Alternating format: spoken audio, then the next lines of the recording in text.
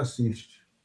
Bom, é uma tristeza muito grande a gente finalmente chegar a esse momento em nos despedirmos do nosso querido e eterno Jaspion, né? Eu cresci assistindo alguns heróis japoneses. Eu acho que o meu primeiro grande herói japonês foi o Spectreman, fez Ultraman, que como gigante, e fechou com uma chave de ouro assim, muito grande, foi o próprio Jaspion. Porque daí por diante já vieram os compromissos da vida pré-adulta, né? Então, eu fechei esse período com chave de ouro, que foi com o Jaspion. Marcou a, a, essa minha transição, marcou um pouco a minha vida, porque uma coisa que eu acho muito interessante é que o Jaspion, por mais que muita gente só possa ligar a um herói que luta com monstros, ele não era só isso. O Jaspion sempre passava uma mensagem. E eu me lembro de uma das mensagens que ficou para mim foi quando ele falou de amor. E alguém perguntou assim para ele: o que é isso? Onde está? E o Jaspion falou: não, o amor ele não é onde está. É algo que você não pode tocar. O amor é um sentimento, não é palpável. Você só sente. E foi uma das mensagens que Jackson passou que ficou para mim até hoje. Tá? Então, ele se foi, o ator, mas o legado fica. Porque quando você está atuando, você não está simplesmente fazendo algo que seja artificial. Você está emprestando um pouco do seu coração para o personagem. Eu tenho certeza que hoje não se fecha os olhos de um grande ator, mas se eterniza o legado de um grande talento e de lindas mensagens. Obrigado. Vamos lá, nosso querido Oráculo KV, contando um pouquinho dessa história. E dá boa noite para o João e para o José, que está aqui. E para ler, né? Acabou de chegar. E boa noite, Lilian, falando de homenagem ao Jaspion, e também vai ter muitos outros assuntos aqui no canal. Assim como o Luciano, meu começo também tinha muita coisa antes do Jasper, mas ele teve um diferencial mesmo pelas mensagens que ele passava. E como a gente fala sempre do QG Tokusatsu, ele foi o primeiro que veio com aquela mensagem do o protetor, né? O cara que vai para outro mundo, não tem nada a ver com ele podia ter ido embora, mas não, ele fica lá, se arrisca por uma raça que nem é a dele. Ele não é um terráqueo, ele não tinha por que ficar se matando aqui. Ele foi um dos primeiros que veio com essa ideia. Isso aí, muito legal, as mensagens que ele passava. É como a gente sempre fala, os japoneses sabem colocar a mensagem deles para ensinar as crianças deles enquanto elas se divertem, que é o que os ocidentais desaprenderam. Agora só querem passar mensagem política. Os japoneses não, eles vão ensinando. E é isso. Ai, ai. Agora, nosso Pantera Cibernética, o Will contando essa história, sua vida com o que o nosso querido Kurosaki deixou.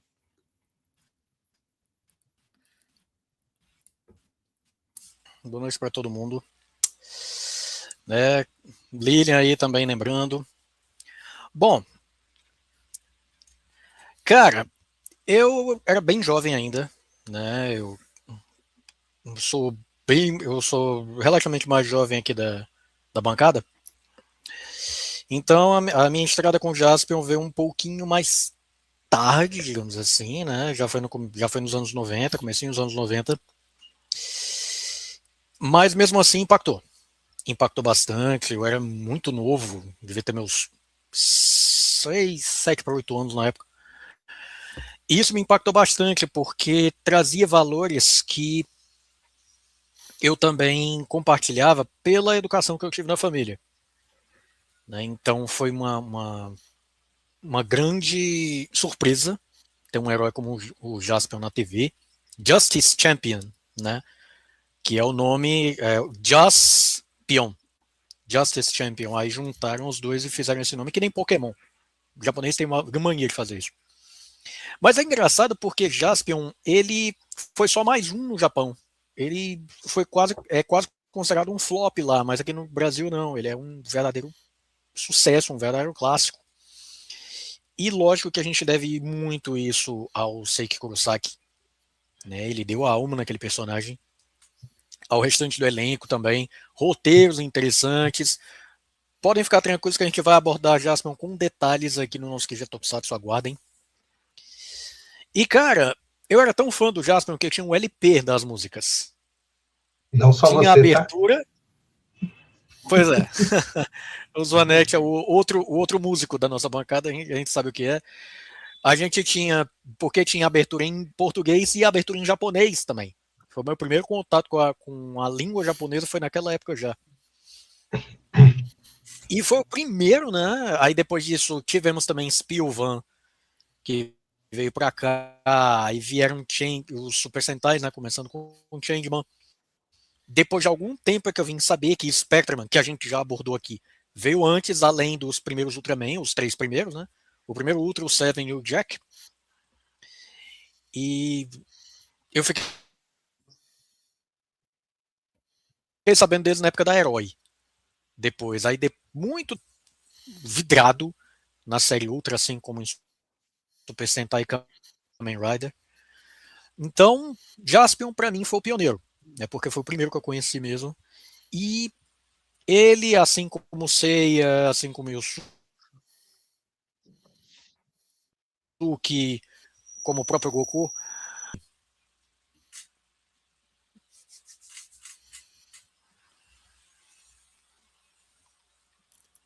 É isso Mexe, aí. né?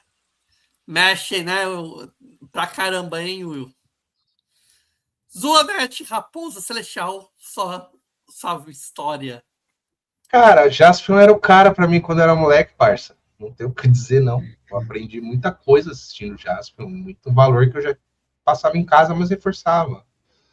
E aí é o lance da inocência da infância, né, meu? Pô, eu vivia correndo pra cima e pra baixo e brincando de Jaspion pra cima e pra baixo, cara. Era um negócio que foi surreal, assim. Eu tinha uma caralhada de coisa. Eu tinha LP, eu tinha muita coisa que vendia do Jaspion, assim. Eu aproveitei muito bem, tá? Marcou muito bem minha vida. Quando eu fiquei sabendo, né, da notícia, bateu aquela tristeza, assim, né? Porra, mano, o cara era meio que um símbolo da infância. Mas aí cai no que o Luciano falou também, tem um legado, né, cara? Então, assim, a gente não pode se abalar tanto, né? Tem que seguir em frente e falar só o que a gente tem para falar, que é coisa boa dessa obra, né? Sim. E para mim foi o seguinte: Jaspion veio depois, que primeiro de tudo, eu gostava muito de Jiraiya, pelo conceito familiar. Mas Jaspion trouxe aquele negócio, a ficção científica. Ele trouxe aquele espaço de ficção científica. É como o Cavê falou, ele estava rodando o universo e resolveu parar aqui na Terra, ajudar os seres humanos na Terra. Quantos seres humanos hoje em dia a gente pode ajudar diante da sociedade que foi corrompida por esses totalitários que deformam a cultura, a educação, as pessoas, e as pessoas estão aqui, ó, lutando, se empenhando cada vez mais. O Tokusatsu sempre mostrou o real, o verdadeiro calor da cultura japonesa, das tradições e da beleza. Isso é muito importante que Jaspion trouxe. E aí? Eita, caiu o Zanetti. Aqui a matéria. Até peguei a matéria para falar, por causa que, como o negócio.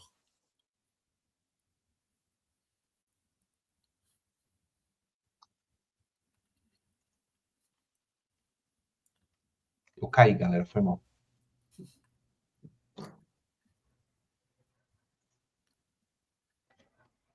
Morre Hirako Kurosaki, o astro do Fantástico Jaspion, aos 64 anos.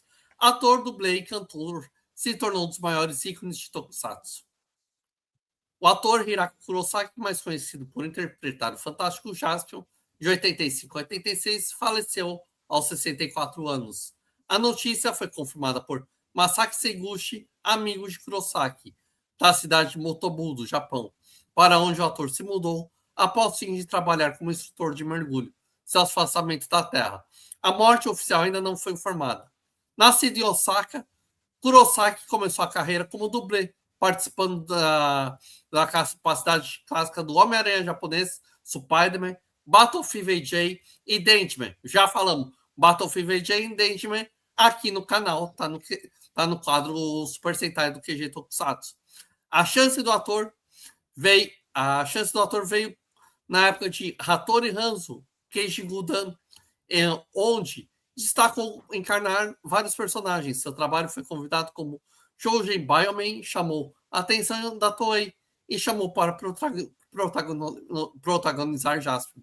Lançado de 85 a 86, Jaspion alcançou Kurosaki a fama internacional, levando, inclusive, a investir em carreira musical como The Legendary Heroes.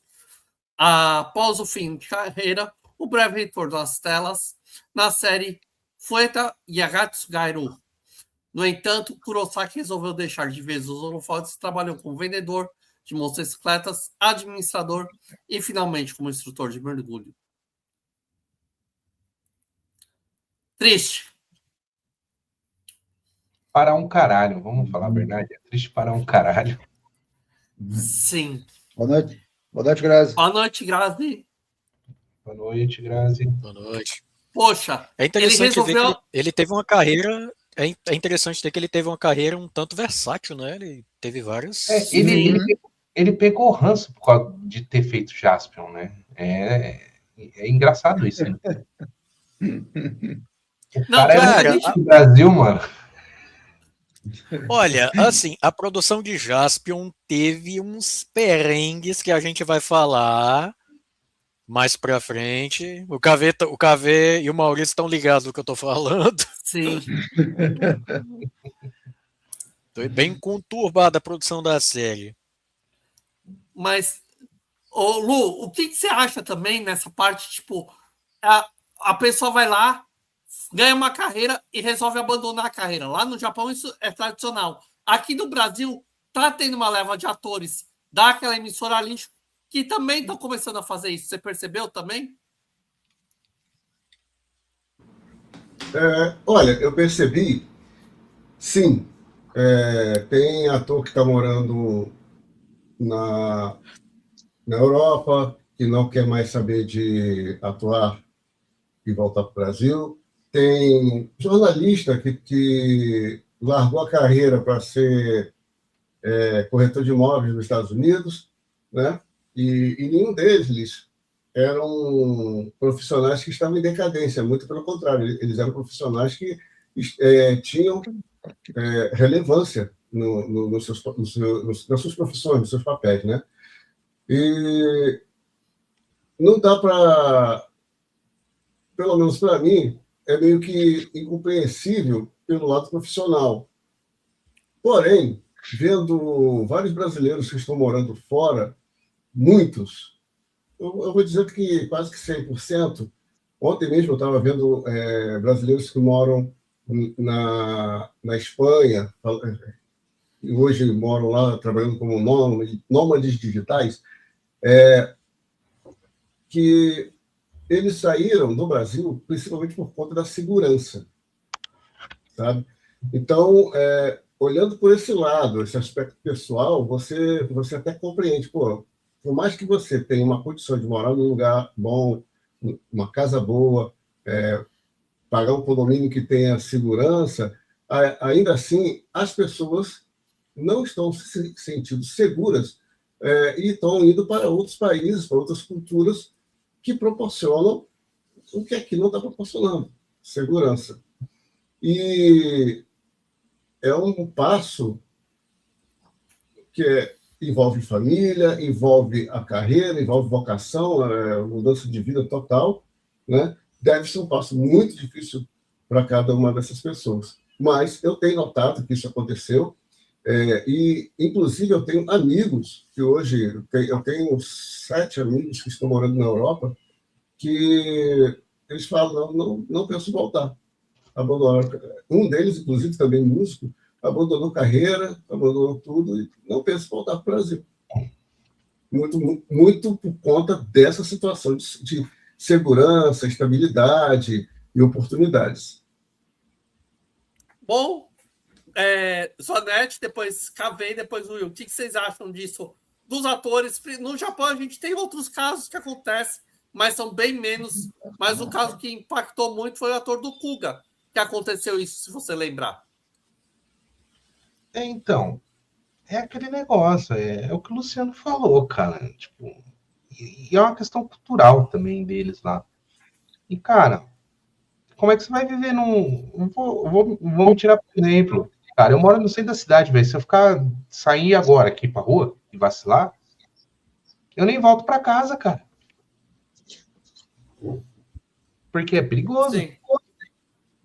Entendeu? Tipo, cara, eu tô do lado da favela do Moinho, do lado da Cracolândia, parceiro. É perigoso, cara. Eu não posso ficar dando sopa na rua. Você me permite? Claro. Pode falar, Lu. Você é convidado. O Mal lembra quando eu fui para Portugal recentemente, foi em março, e eu estava contando para algumas pessoas que uma coisa que me chocou lá em Portugal. Eu andando 11 horas da noite, no meio da rua, e o cara fazendo chamada de vídeo. E numa rua escura, não tinha ninguém, só tinha eu, minha esposa, e ele vindo na direção oposta. E eu, gente, esse cara é doido. E eu olhando, eu inseguro ali. No dia seguinte, mais ou menos, era um 20 para meia-noite, eu saí do metrô, tinha uma moça sozinha no ponto de ônibus, numa chamada de vídeo. Aonde que você vai conseguir fazer isso aqui no Brasil? O que o Zanetti está falando, né? As pessoas estão indo buscar uma segurança que o Brasil não está oferecendo. Isso eu vi, me chocou, e para agravar um pouco mais, onde tinha esse ponto de ônibus, tinha uma praça imensa e muito escura. Porém, nenhum relato de assalto, nenhum relato de insegurança. Muito pelo contrário, as pessoas sentavam na praça com seus celulares para mandar mensagem, para conversar de vídeo. Boa noite. Como se fosse a coisa mais normal do mundo, não é? Exatamente. A gente está tão acostumado, Luciano, principalmente aqui em São Paulo, na cidade grande, né? Provavelmente o KV deve ter visto em Porto Alegre também, porque Porto Alegre é cidade grande. Cara, nos últimos 40 anos, cara, a gente vive como bicho trancado dentro de casa. Tem que ter grade na janela, o portão tem que ser alto com grade, você põe caco de vidro em cima do muro, se bobear ainda você põe aqueles fios de alta tensão pro cara tomar choque na hora que o cara tentar subir no teu muro, cara. Cerca elétrica no pátio. Normalizou. Todo o meu pátio aqui. Você vê. E aí, assim, a gente normalizou viver nessa loucura. A gente já não sabe mais o que é diferente. E quando você acha que há algo diferente, você fica estranhando demais. E aí tem aquele fenômeno de cidade grande, pelo menos. Quando eu morei no interior, ele não tinha tanto. Cara, você não conhece teu vizinho. Você não conversa com ele. Você fica com medo do teu vizinho. É um negócio meio animalesco, assim. É muito surreal, cara. É complicado. Se a gente continuar falando isso, a gente vai derrubar a live dele. Ei, Cavê, o que você pode falar dessa saída do Jaspion, da carreira para ficar mais na sua? Tá, a situação do Japão é diferente daqui. Não é que o problema deles não é com buscar segurança, coisa parecida. O problema deles é que o artista japonês tem que ser artista em todas as áreas ao mesmo tempo. Então a pressão em cima dele é muito grande. O cara tem que ser cantor, dançarino, tem que ser ator, roteirista, o cara tem cara que é ator num programa e depois o cara é dublê em outro. Então, esses caras, quando conseguem um papel assim de destaque, assim, que fecha a carreira deles, a primeira coisa que os caras fazem é cair fora. E é isso direto. É muito comum acontecer esse tipo de coisa. Tem os caras que se focam e acham o nicho deles, e tem cara assim, tá, já fiz minha fama, todo mundo me conhece, beleza, tchau. É o que aconteceu com ele. O estresse sobrecarrega o cara, a gravação do Jasper era um inferno, porque era sempre briga o tempo inteiro. O cara terminou a carreira, faturou sua graninha, botou dinheiro no bolso, se manda, vou fazer as coisas que eu gosto. Esse é o problema. Acontece muito em todo o Oriente. Coreia é um lugar que os caras entram em parafuso. Cara, tu vai ver que tu raramente tu encontra um coreano velho. Porque é comum os cara caras. morre disso, né, Cavê? Tipo, eles encerram a carreira da existência deles muito cedo. Não pode usar o termo certo, senão o YouTube derruba. Mas é comum eles encerrarem a carreira da existência muito cedo. A vida cobra. Isso. E no Japão, o negócio é eles se afastarem. É muito comum. Ou o cara mudar completamente de área. Will, o que você pode falar dessa questão? Olha, tem outros exemplos também, né? Um exemplo que é clássico, outro que todo mundo aqui no Brasil conhece, é o Tetsuo Kurata, que fez o papel do Kamen Rider Black. Literalmente fez a carreira dele ali. E depois disso ele simplesmente saiu. Ele saiu dos holofotes, não quis mais atuar e montou um restaurante. Foi meio rock, né? Ele montou o restaurante, eu não sei se é churrascaria, alguma coisa. Mas ele fez o restaurante dele. É barbecue japonês. Barbecue, né? Beleza. Pronto. Então, assim, no Japão, tem outro ponto aqui, que é a questão da aceitação social. Lá no Japão, isso aí não é visto com maus olhos. Tem isso também. O pessoal lá pensa, beleza, foi para outra área, beleza, então boa sorte para ele e tudo. Aqui no Brasil existe aquele ostracismo social, digamos assim, não existe esse termo, claro. Mas acontece isso. Por causa da pecha, né? O povo vê, por causa da pecha. O povo vê com aquele preconceitozinho ridículo, né? Tem um caso que é até interessante, passou até na TV, que é o ator, como era? Milen Cortais, acho que é o nome dele, que ele chegou a fazer algumas novelas, se não me engano ele fez ou foi um Tropa de Elite, ou foi algum filme parecido.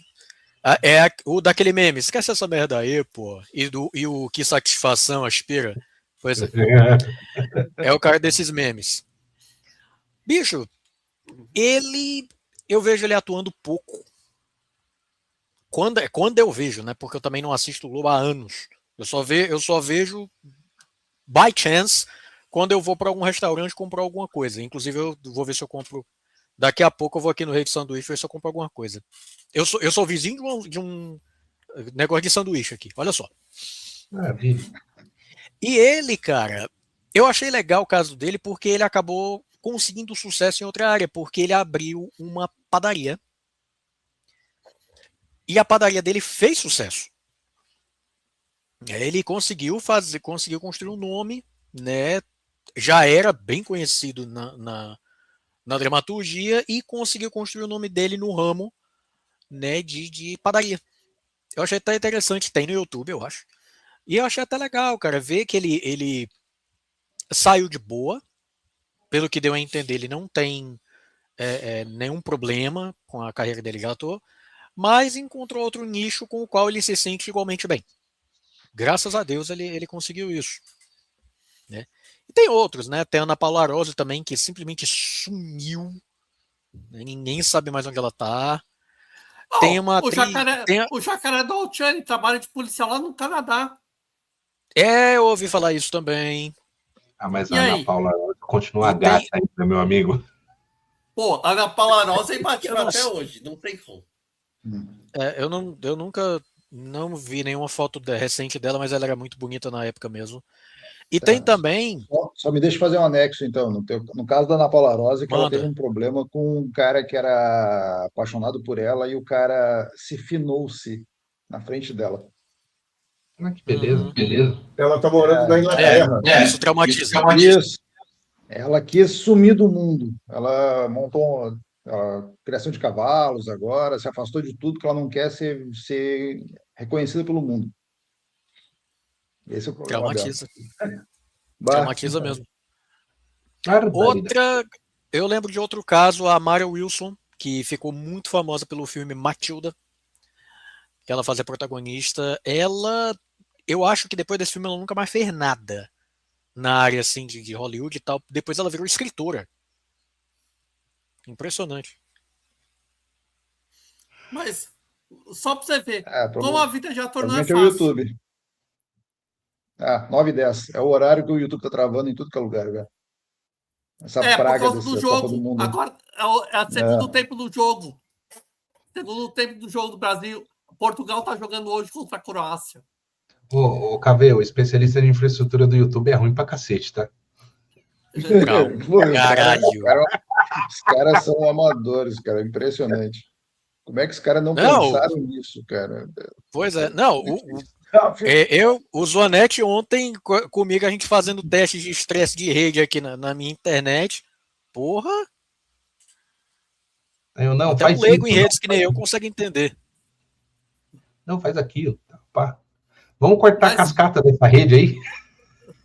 Né? Mas pensa assim, uma coisa que o YouTube pode estar com problema, mas também estamos fazendo live na roxinha e na verdinha ao mesmo tempo, tá? Seguem as redes também, a mesma coisa, QG Engel. Em todas as redes, você seguindo na verdinha ou na roxinha, você também ajuda a conseguir chegar em mais pessoas. Então compra um sub lá na Twitch lá pra ajudar a galera, então, que aí fica show, fica legal pra caramba. Ajuda a gente, galera. As brejas que a gente toma aqui. Aí, ó, vamos ajudar pra arrumar a internet do Will, pronto. Tá aí, ó, uma meta. Boa. Ajudar o Will a comprar uma Starlink. Já valeria a pena, valeria muito a pena. Vamos criar uma campanha. Manda aí. Catarse. Tem que fazer várias campanhas de cartaz para computador, para tudo aqui do canal, para o estúdio. Muita coisa tem que vir. Montar o Catarse. Ajuda nós, Hello Mushin. É por aí. Mosca amarela, né? Mosca amarela, Yellow Mosca. E quem se tornar membro do canal, tem um membro de R$50, vai ter live de boteco exclusiva com a bancada pra gente falar merda à vontade nessa live. Membro a partir de R$50 vai ser live exclusiva só para pessoas, além de participar da comunidade oficial do canal, que é o botequinho do WhatsApp. Não, tem que pagar cerveja dos participantes, né, cara? 50 pau é um valor que dá uma latinha para cada um, entendeu? 10 conto cada lata de cerveja, pô. Né? E é quinta série all the way, viu, galera? Só avisando. E assim, poxa, Jasper marcou tanto. O que a gente pode dizer? Opa, obrigado. Valeu, Li! Valeu! Já vai pagar pela ajuda. Mas Jasper marcou tanta gente. Quantas pessoas aqui? Tudo bem, acho que o Will eu tenho 41. O Zonete tem 43. O KV 55, né? 55 em 5 dias. Sim. Que maravilha. O Lu tem mais ou menos 53. O Will tem 41 ou 40? Vou fazer 39 no final do ano. Você é o Corrai da turma, Will. Já tá dizendo que o William tá acabado aí, tá dizendo que tem mais de 40. Porra. Aí, ó. Jogou o cara embaixo do caminhão, rapaz. Rapaz, o Corrai da turma. Mas acabado eu tô mesmo. Ouve o Senpai, hein, Will? Ouve o Senpai. Te comporta, sem pai, sem mãe, sem o caralho a quatro, né? Que botar de castigo no Miller. Oh, mas vamos dizer o Com seguinte: chapeuzinho de burro, com chapeuzinho de burro. Jaspion foi tão bom que vale a pena. Ó, a gente depois eu vou programar, tanto com HD certinho, fazer uma live de Jaspion na Twitch, tá?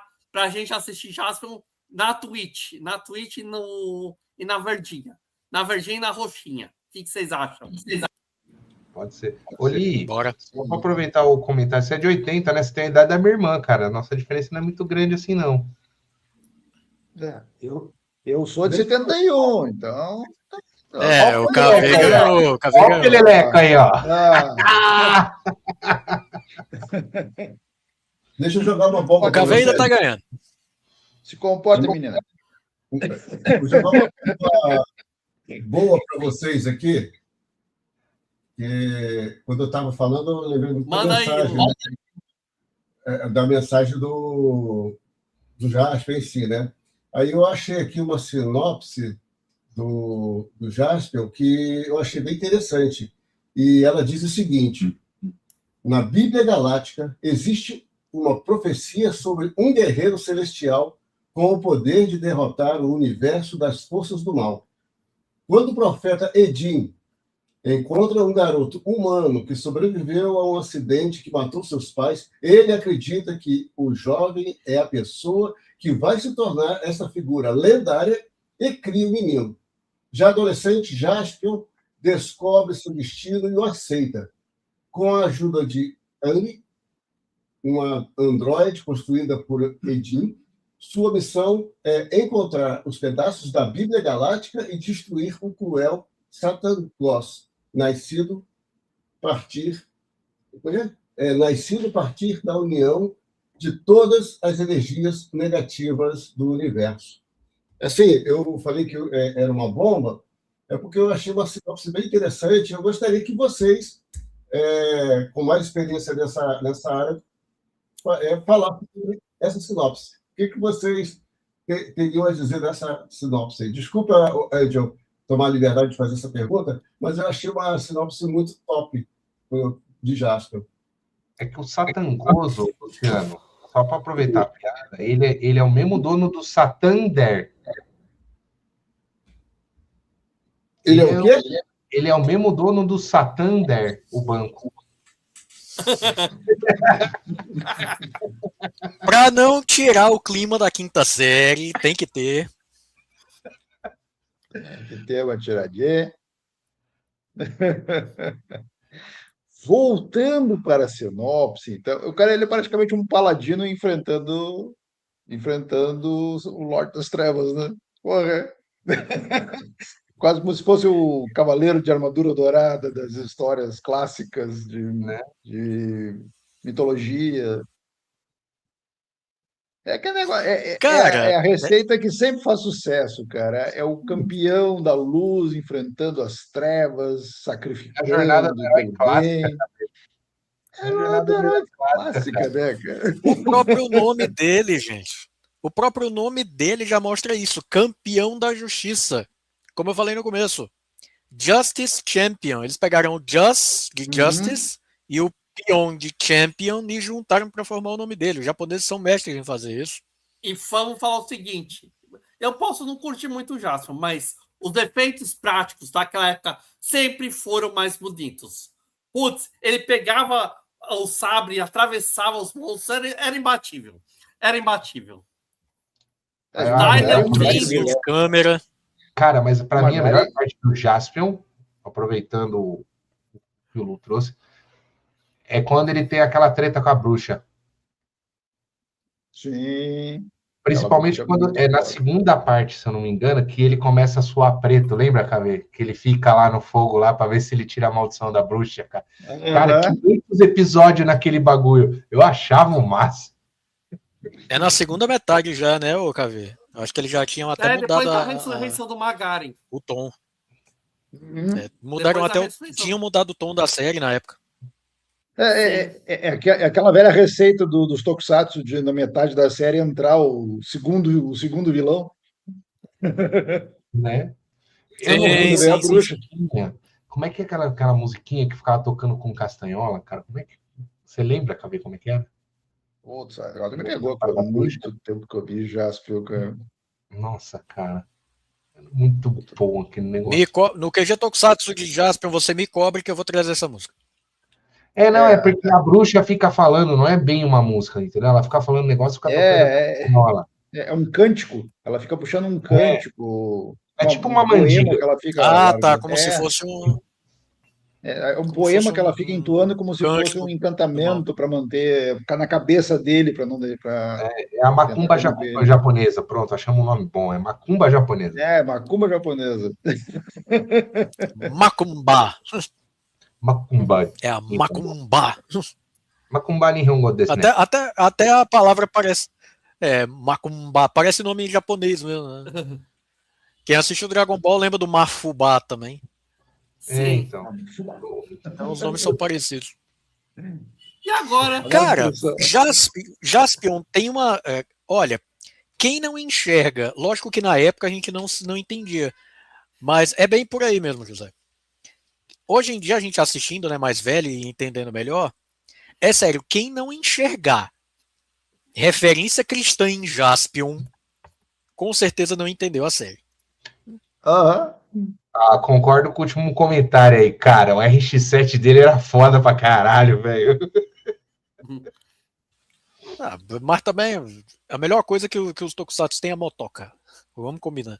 Não, mas pô, é um Mazda, cara. RX-7 , velho. Não. Então! O importador do canal. Achei o cântico dela lá. Berebecan Catabanda. Piquerá. Nossa, essa aí mesmo, cara. Cheio o cântico dela. Mas o parceiro do canal, o Pina, ele consegue trazer qualquer coisa de Tokusatsu que vocês quiserem. É tudo de excelente qualidade. Obrigado, Lu, por se inscrever na roxinha. Já adiantou. Show. Já adiantou o lado. E agora, vamos saindo de uma coisa boa, indo para uma desgraça. Você não vai falar do Lula, não, né? Que isso é que é desgraça. Não. Pensei a mesma coisa. O fracasso de super... Como não compromete o futuro desse é um analista retardado que falou isso. Ele é analista, no caso, né? Ele é um analista anal, é isso? Esse deve ser um especialista da Globo, né?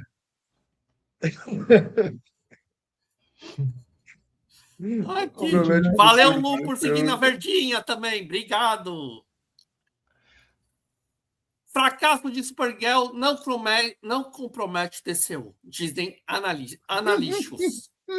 Supergirl chegou aos cinemas e está na sua primeira semana. Infelizmente, o filme não decolou. Suas projeções são negativas, já que o filme pode fazer menos que a bilheteria do desastroso Morbius da Sony. Agora, o New York Times conversou que o chefe de estúdio, Peter Safran, começou a decepção do resultado tão negativo. Porém, mesmo com um pequeno tropeço, o novo universo comandado por Gunn, os analistas acreditam que não deve comprometer o DCU. Embora seja o revés, o resultado do Supergirl não compromete as estratégias de Gunn e Safran implemente na DC Studios. Analistas estão... Peraí. Tem que ler com a voz certa, né?